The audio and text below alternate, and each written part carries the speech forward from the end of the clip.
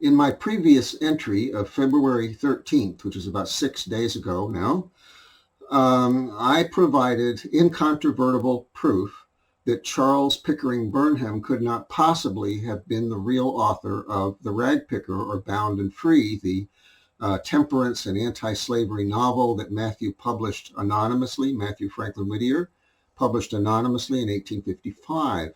It's only been seen at this point by 4 people, that entry.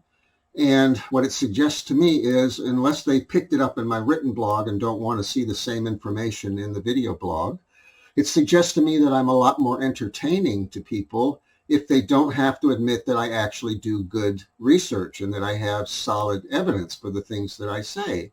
As long as they don't have to admit that, I'm kind of a curiosity. But as soon as they admit that I'm doing real research and have solid evidence for some of these things, it gets a little too uncomfortable, maybe. I don't really know. But anyway, today I'm going to take a different tack. I'm going to concentrate on poetry that was written by Mathew Franklin Whittier and his soulmate and first wife, Abby Poyen Whittier, on a particular topic. And I'm going to give some background and make some statements, some of which might sound outrageous, but I have the evidence for those. I don't have the time or the inclination to give all that evidence today, but I do have it. If you look at my books or my papers, you'll find it.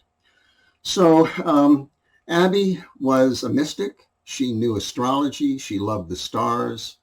And she thought of herself and Mathew as twin stars or twin souls. This comes up in her writing. It comes up in Mathew's writing. And I'm just going to focus on the poetry. There's a couple prose pieces that also mention this. It wasn't totally unique to them. I found other instances where people in the Victorian times would assign a star to their lover, or, think that they were both represented by, stars in the sky. I don't know about twin stars. I haven't seen so much of that. But this was certainly Abby's idea. She believed that the stars, in some sense, were living beings, were souls in heaven, not necessarily in the physical sense, but in a metaphysical sense, at least, in the higher realms. And she taught this to Mathew because she was his tutor, not only in ordinary curriculum matters, but also in esoteric matters. And after she passed on in 1841, he continued to sign as a star. He occasionally alluded to this, about her being a star and the two of them being twin stars. And during a certain period, he reestablished their marriage across the Great Divide, as I'm doing with her today. So from about, the late 1840s to the mid-1850s, somewhere in there, Mathew was a follower of Emanuel Swedenborg and then became a spiritualist. This is after Abby died. And he tried to reconnect with Abby in the spirit world and reestablish their relationship, see? So all of that's going to come up in these poems, and I'll point out, where it comes in and so on, but I'm going to read the entire poems. And I'm going to read, with a couple exceptions, all from primary sources. So we're going to be reading from the antiquarian volumes and books and so on. Let's see. So the first thing we're going to start with is one of Abby's poems. This is called Part of an Address to the Stars. It's signed A.P. It appears in the April 2nd, 1832 edition of the Philadelphia Album and Ladies Portfolio. It's signed A.P. All of these early poems were claimed by Albert Pike. Turns out, as near as I could tell, I've got pretty strong circumstantial evidence for this. He was her classroom teacher in 1830. He stole her poems out of her workbook, both class assignments and her private poems, and published them under their common initials, with the idea, I guess, that if he ever got caught, he could say he was just publishing them for her. But later on, he claimed all of it for himself. It was not his, except that he stuck his ugly thumb in it. He was like Edgar Allan Poe. He was a sociopath. And he stuck his thumb in it and wrote a few on his own. The Hymns to the Gods series, near as I can tell, that was a class assignment. Most of it was Abby's, and then when he ran out of hers to send in, he started writing his own, and they're awful. So he really wasn't a poet at all. So he got a reputation as a poet, but then later on, his biographer, that was going to publish some of his poems as examples, wanted to know about some later ones, and he says, well, I never was able to write poetry as good as in those early days. So he's really a sociopath. So let's see. We're going to start with that one, and it's in the Philadelphia album. So I have, this is in rather bad shape. It's got water damage, and the front cover was missing. Has the back cover. I created a little front cover, and let's see. I just lost video there for a minute. So I believe I have room for a pillow. I'm going to use a pillow to prop up the spines on these. And I'm going to put my mouse over here. So I'm going to put these up on the screen. The backstory for this is that in these early days, Abby's only 14 years old, and she believes in astrology and practices astrology, see, which her mother taught her. Now, again, I've got evidence for all the stuff. I'm not going to go into the evidence or the proof of these things. So she was Matthew's tutor. A lot of it was correspondence, but some of it was in person when he would visit in town, because he had run away from home in 1825, and then again a couple of years later, I think in 1827 when he was 14. So by the time we get to 1830, when this poem would have been stolen by Albert Pike, she was like 14. Now, it's possible that she submitted to this journal. It's possible that Matthew submitted her work to this journal. Albert Pike was definitely submitting to American Monthly Magazine. I don't know if he submitted to the Philadelphia album until later on. At some point, we see reprinted from the American Monthly Magazine an awful, awful, violent, crass poem on the same initials that Albert Pike had written, that the Philadelphia album had picked up from American Monthly Magazine, called The Curse, is the name of it. And then that's the end of it. They realized, oh my gosh, that's not the same author. This is horrible. So they didn't publish anymore. I think Matthew was involved with the Philadelphia album and told them personally, see. But anyway, be that as it may, this is part of an address to the stars. And you'll see that she expresses kind of sad regret about not believing in astrology. Well, Matthew had talked her out of believing in astrology because he was a skeptic, and he was very bright, and he was 4 years older. So he had ridiculed her belief in astrology and shaken her faith in it. But he probably also told her the stars are not living beings. They're just gaseous, hot gas or whatever. And she was not prepared to give up her love for the stars, see, because she had read, for one thing, in Eastern mysticism also that everything in creation is alive. So, which is true. The highest mystics tell us that everything in creation is actually alive and conscious to some degree or another, and that the higher spheres are reflected in the lower physical spheres, see, as above, so below. So she had some basis for this. Well, she wasn't about to give up her love of the stars, and that's what this is. This is really a defense of her beloved stars. But you will see that she talks about the belief that they are living beings, and you'll notice that this says part of an address. So my guess is that the part that was omitted is the part that really goes into, the idea of the stars being living beings. That was a little bit too much for a Victorian era, so they cut it out. So I'm going to read this. Ye ever-burning stars, I would that I might pierce the secrets of your deathless fire, and so drink deep of some great mystery, not waiting for consuming funeral pyre, but bathing deep in silver rain, the high and unknown spirit which I feel inspire with mighty but mysterious influence this clotted cerement, built and shaped of sense. High stars, I would astrology were true, so I might deeply pore upon your leaves and roam continually on with you, entranced in the path of sober eve, nor error-chained be ever whirling through the mazes that dark superstition strongly weaves about the spirit's scope. For men have given, for knowledge, so men say, their hopes of heaven. Are ye not animate, eternal stars, who ever go like God sublimely on, and he who duly on the eastern bars drinks of a dewy incense, the high sun, the sun-depending moon, the mystic cars of far revolving comets, have ye none of the same soul that fills the earth-bound clod? Are ye not part of the universal God?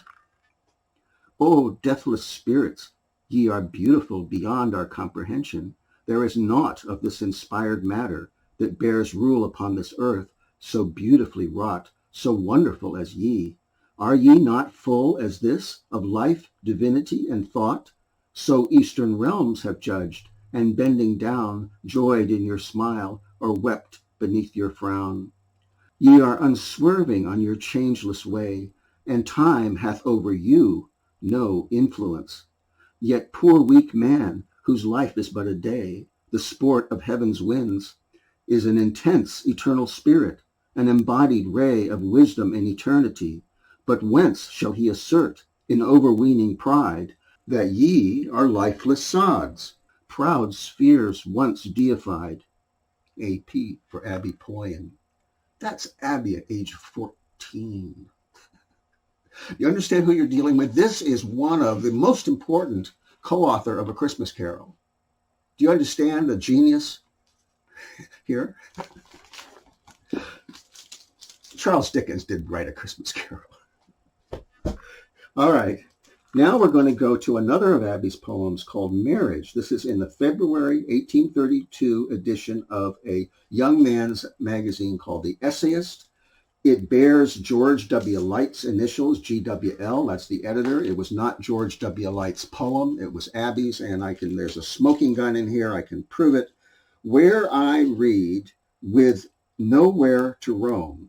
In the text, you will see it says, with not where to roam. That's some kind of typographical error. Somebody misread it or set the type wrong.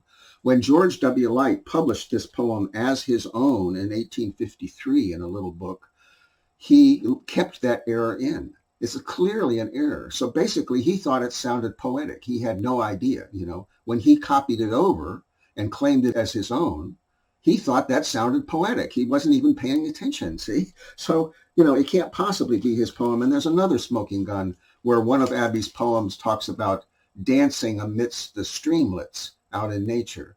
Well, and it's in first person, Well, George W. Light didn't dance and hop around amongst the streamlets and write about it in poetry. You see, these things are impossible.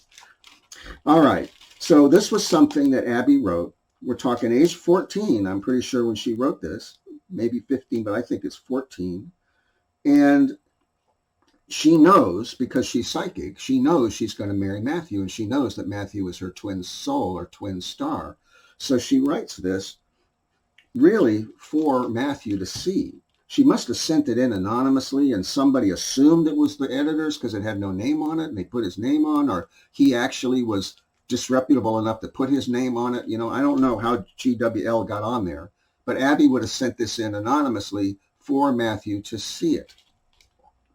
Oceans with seas unite, winds with the waters, rivers with the streams, and clouds with clouds, tinged by the sun's bright beams with gold and crimson light.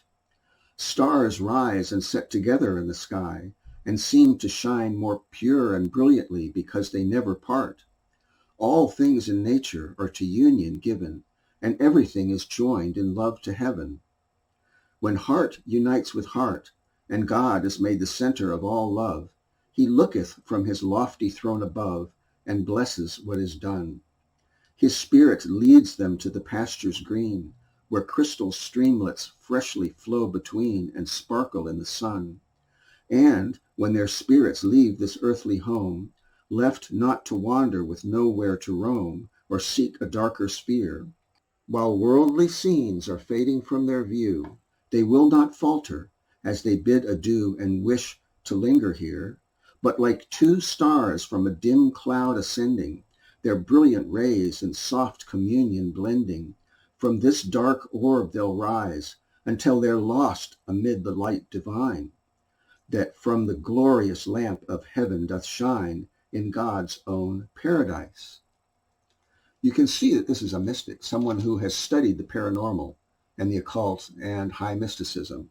She's talking about that these two twin souls will not, when they pass, they will not get stuck in the lower astral spheres. See, they will go to the higher spheres, to the heavenly spheres.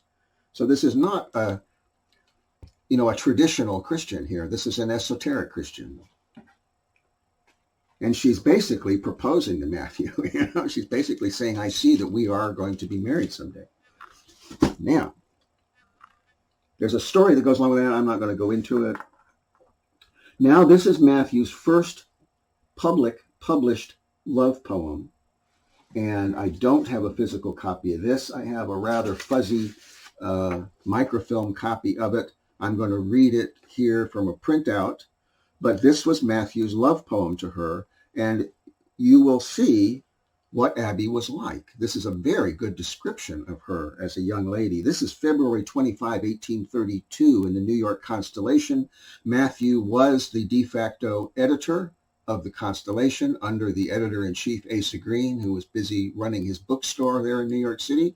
Matthew edited this entire paper. An awful lot of the material is in it. He also printed his brother's material in this to give his brother a leg up, and his friend Oliver Wendell Holmes. All of that's significant because when Matthew is still good friends with Oliver Wendell Holmes by 1842 in January when Charles Dickens comes.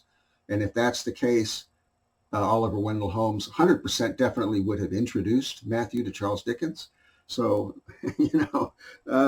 anyway, there's all kind of background to these things. But this is our description of Abby. He calls her Miss Molly Blueberry. It's called To Miss Molly Blueberry. Well, the backstory to that is that Matthew's nickname was Peter Pumpkin because he loved pumpkin pie. Apparently, Abby loved blueberries, so he now calls her Molly Blueberry. And there's some kind of flip commentary in the beginning and the commentary at the end, which I'm not going to read. It's signed Sam Patch. Sam Patch was a daredevil like Evel Knievel who would jump into chasms, waterfall chasms, and come out again, except the last time he didn't. So Matthew feels like Sam Patch, declaring his love to Abby. Bright, peerless queen of my idolatry, type of an angel's form, star of my love, shadowless, stainless girl, I bend to thee as to a radiant being from above. Who would not bow at beauty's lovely shrine? Who would not worship angel purity? Who would not call thee, Molly, all divine, when bending at thy feet a lover's knee? O pictureless being with a seraph's mien, a spirit pure and radiantly bright, one tone of thy sweet voice will bid love's stream gush through my heart with rapturous delight. Thou art my joy, my heaven, my everything, and at thy feet my heart and hopes I fling. Now there's a lot embedded in here. Should I go into it? She was the daughter of a marquis. She was from aristocratic lineage. She looked like a little queen, and she looked like an angel. So he would call her a queen or a dauphine or an angel. He called her the star of my love because of her idea about stars and twin stars. And he says, queen of my idolatry. Now, Abby, in modesty, would accuse him of flattering her when he would talk about her this way. And she would say, that's idolatry. You shouldn't think of me that way. And he defiantly said, you're the queen of my idolatry. So it was a little argument between the two of them. And there's many other things in here. She had a wonderful singing voice. She was a musical prodigy. I have a whole bunch of evidence for this, and had a wonderful singing voice. You will see it in Matthew's poem, Lady Geraldine's Courtship, which Elizabeth Barrett Browning ripped off from Matthew and claimed as her own. You will see it in their description of how they studied together, how she taught him. So he mentions here, one tone of thy sweet voice will bid love's stream gush through my heart with rapturous delight. That means that she would sing for him when they would be studying out in nature, just as is described in Lady Geraldine's Courtship. So that's Miss Molly Blueberry. And our next one is going to be something I just discovered this morning. And I haven't even checked it. I was going to check it online just to see if somebody else claimed it or it was claimed for somebody else. I haven't done that. I'll put it up on the screen if later on I, do due diligence and check on Google and see if anybody else claimed it. But the style and my intuition and everything says this is Matthew's. It's called The Inner Shrine. It's in the Portland Transcript, the January 2nd, 1847 edition. It's signed John Quill. Well, that's a double or triple entendre because John Quill, a quill, of course, is a writing quill, see? But jonquil is a flower, and Abby loved flowers, so my guess is that the jonquil was one of her favorites. See, so he's saying that he's writing it to Abby because he's signing it John Quill. So now we're going to find that. Here's the 1846-1847 Portland transcript. I'm very fortunate to have been able to find these things on eBay. Now you can't find them anymore. I just had a run of luck, or Abby was helping me find them, which I think is probably more to the point. So again, I'm not familiar with this poem. I'm going to read it cold here. I recognize the style because he's used it before in a poem that was plagiarized by Edward Everett Hale when he was a boy at Harvard. So it sounds very similar to it. It may be from about the same era. It's called The Inner Shrine. It's written for the Portland transcript, which makes it very unlikely I'll find it attributed to anybody else, by John Quill.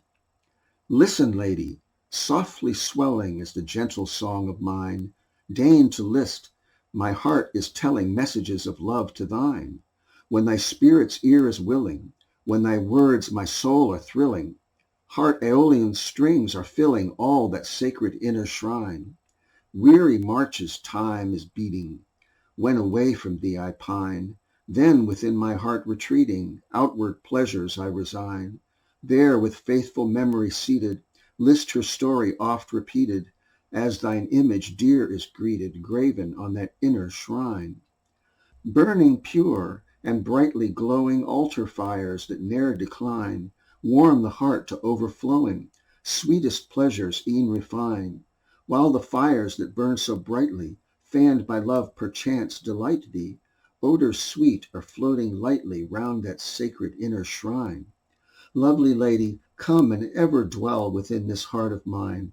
Earthly powers may ne'er dissever ties that bind my soul to thine. Come and list the lightsome measure. Come, enjoy each heartfelt pleasure. Come, possess my dearest treasure, thine alone, that inner shrine. This, the author says, was written December 1846. That means that Matthew has distanced himself from his second arranged marriage. He's been living in New York City for 2 years at this point, and almost 2 years. And he is experiencing visitation dreams from Abby. He is turning back to her in spirit.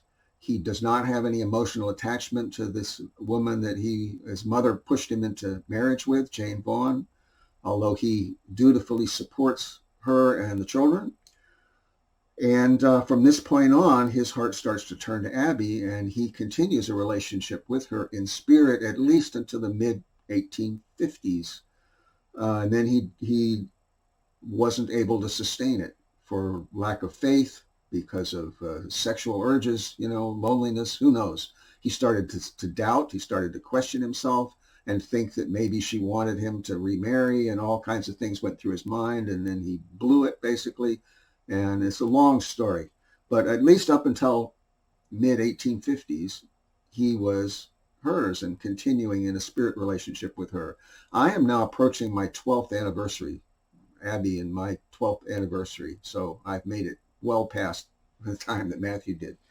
But that he's talking about reconnecting with her in spirit. All of this is with a spirit. And if you read it carefully, you'll see that this is not with a physical person. When thy spirit's ear is willing, he says. Anyway, so I'm basically 98% sure that was Matthew's poem. It's a brand new one I discovered. I'll have to type it up and incorporate it into the database. And you see there's a mention of stars. Oh, I still need this.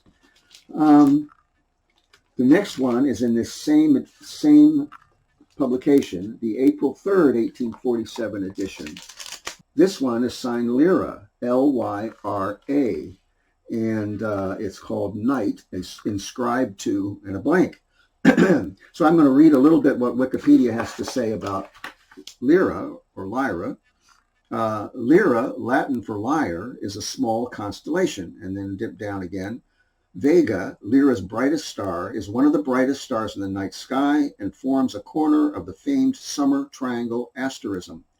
Beta Lyrae is the prototype of a class of binary stars known as beta Lyrae variables.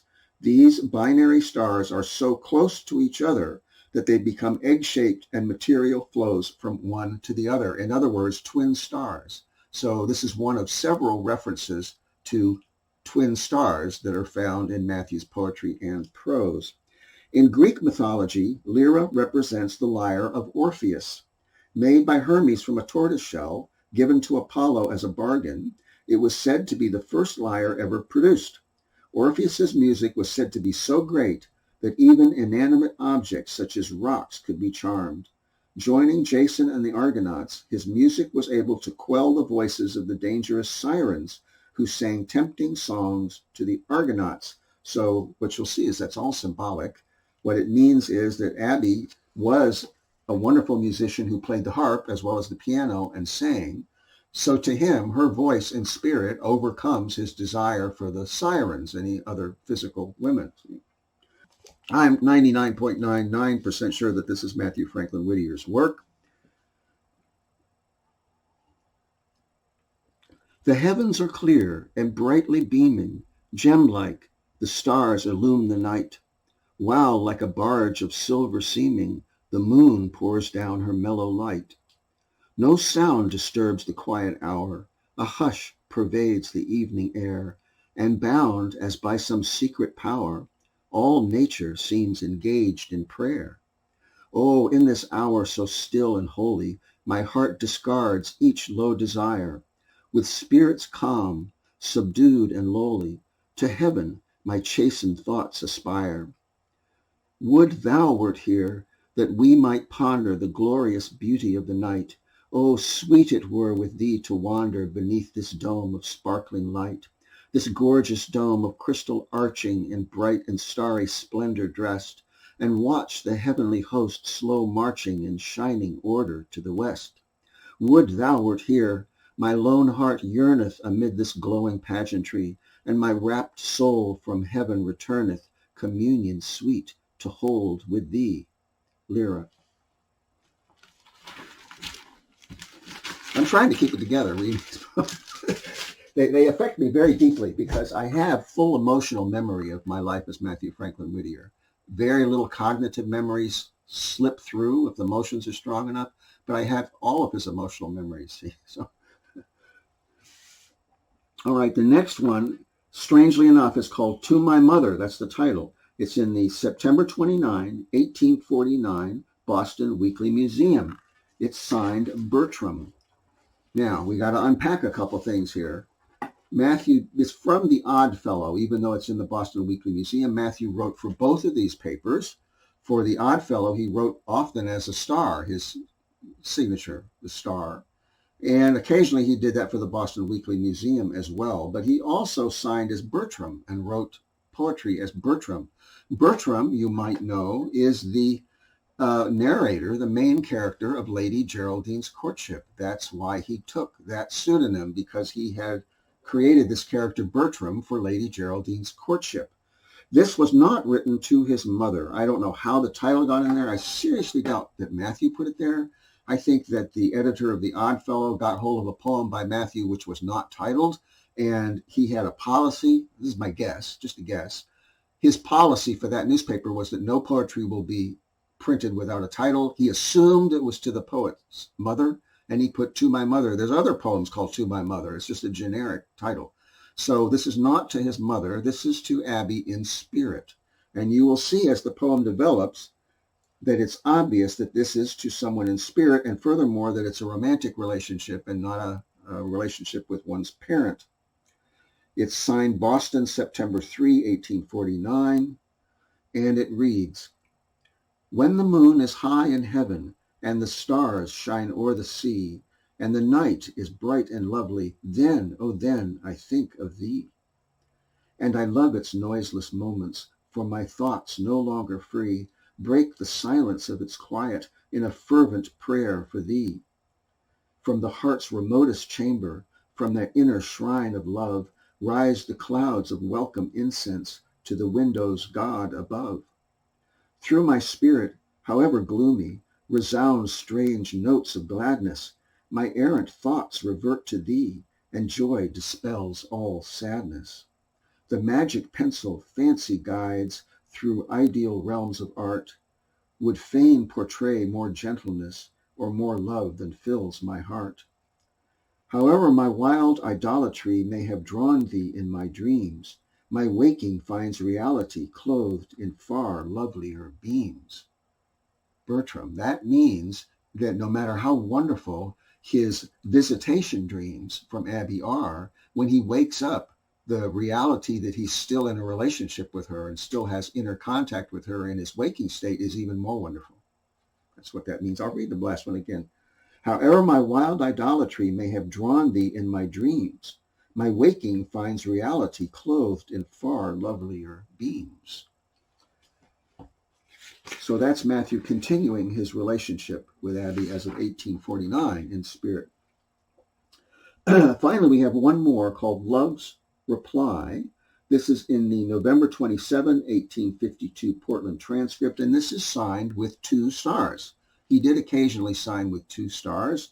This is, again, the exact same theme. It's Matthew speaking to Abby in spirit and talking about their relationship. So their relationship in spirit continues in 1852.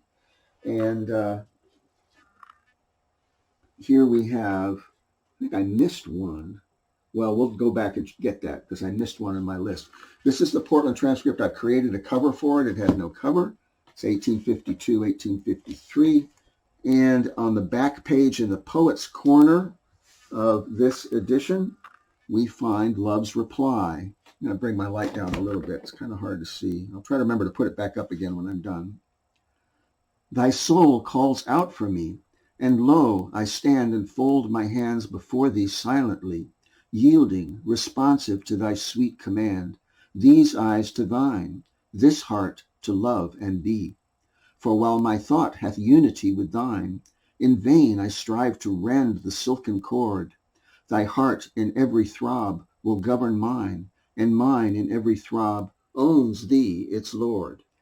Into the sunshine step I now once more, placing this hand in thine for guidance still, and looking upward toward the heavenly hill with holier trust than that which I forbore when sorrow came to chill the fairest flowers that flung their perfume o'er the laughing hours. I place my hand in thine. Thou wilt not turn from that one path that leadeth to the hills, to drink at pleasure's fount, or fill hope's urn with sparkling waters from unhallowed rills. For when thy voice awoke its echo last, where memories cling like perfume to a flower, the veil was rent, around my spirit cast, and I arose to answer thee that hour. So at the first clear glancing of thine eye, my heart, which loneliness had half o'ergrown, sprang trembling up, responding to thine own. And still unhushed is thrilling that reply along the palace chambers of thy soul. Love claspeth love, so heaven hath its control. November 15, 1852, Twin Stars. Now, you'll notice that he talks about the silver cord in here. In vain I strive to rend the silken cord. Any of you who have studied the occult will know that what keeps a person alive is when their astral body is still connected by a silver cord to the physical body. And when that's broken, the person is free and the body is left.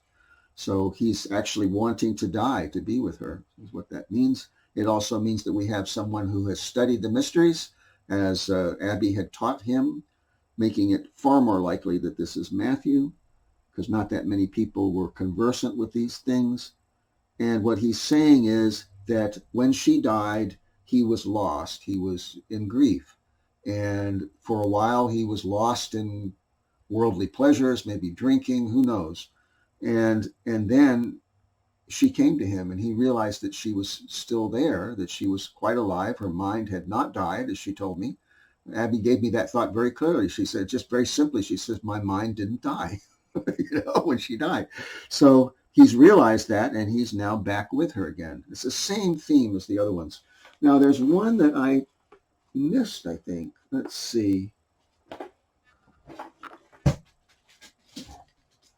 Maybe I have. This is in the carpet bag.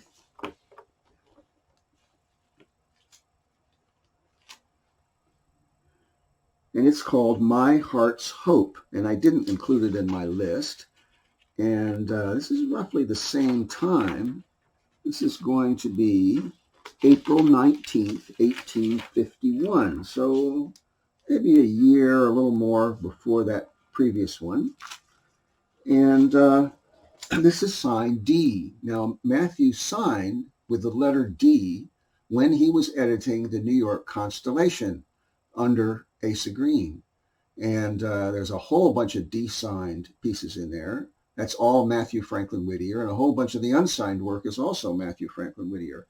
But he would occasionally bring the letter D back, and he has brought it back. He would go back and pull back his old pseudonyms every once in a while. So here he has pulled D out of mothballs, and this is so, it's identified as his work, but nobody would know it was his, basically. Her breathing was the rose's breath, her brow the lily pure. She moves as moves the mountain heath when zephyrs charm the hour, scented breezes. Her voice the whistle of the quail, her eye the evening star. Around her sighed the summer gale, birds watched her from afar. Where'er she came, each tuneful throat poured out its sweetest song, unless they ceased, intent to note the music of her tongue. And where she stopped, the violets grew. Where looked, the strawberry bloomed. The evening shed its honeydew. The briar was perfumed. And even the sun, as he went down, smiled with his latest ray, as if he fondly loved to crown the sweetest flower of day. At night, oh, how the stars looked out, a brighter star to see, and how the fireflies glanced about the moonlight of her eye. How nature seemed to pause in awe of its young blooming queen, as from each vale and hill it saw her footsteps on the green. Now this was either written back in like 1830 to 32 when Mathew was signing his D, which is actually quite possible. Instead of bringing back the pseudonym, he brought back the poem that he wrote at that time. See, because this is about Abby as a young lady when they would go out in nature together, see, because that's what you see in Lady Geraldine's courtship is they go out and they study, and they say she sings for him and so on. Well, it's exactly the same thing here. You see the reference to her singing, that she loved the birds, and there's a poem that was stolen or claimed falsely by Albert Pike called Ode to the Mockingbird that Abby wrote. She loved the birds, and she had a beautiful singing voice. And you will see that she even outdid the birds, and they stopped to listen to her, So, and, this trues perfectly to Miss Molly Blueberry. It's the same girl he's talking about, same age, quite young, 14, 15, 16, somewhere in there. And very spiritual and ethereal, So there we have it. It's just basically, I just wanted to share these things. And if not for, the 3 or 4 people who see fit to watch my video blogs now, perhaps for posterity, when people understand that this really was the young lady, the young woman who was arguably the more important co-author of A Christmas Carol and the author of the poems that briefly made Albert Pike the Ass famous, and that she's an important figure in Victorian literature, American Victorian literature, that I hope people will be more interested to learn about later on. There are some articles that I've written on Academia EDU about Abby's prose and poetry, separate articles, which you can find if you put my name, Stephen Sakellarios, in Academia EDU. You will find my profile page, and you can find those 2 papers about Abby's work there. I've also written a book called Soulmate Songs, which contains Mathew Franklin Whittier's poetry and Abby Poyen Whittier's poetry. You can find that by going to my website and clicking on the Books tab. That will take you to it. And it's the best of his and hers.